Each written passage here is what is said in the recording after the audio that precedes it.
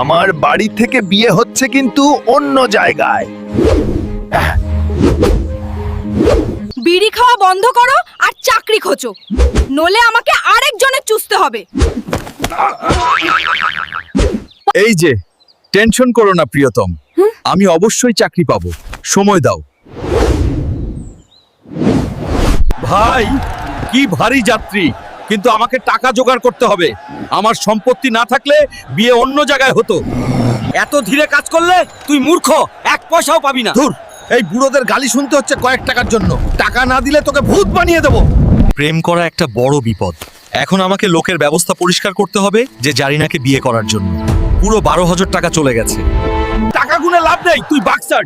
তোর শ্যালিকা আজ বিয়ে হচ্ছে। জারিনা, জারিনা, তুই আমার সাথে এটা কেন করলি? আমি কেন এমন গরিবের সাথে বিয়ে করব?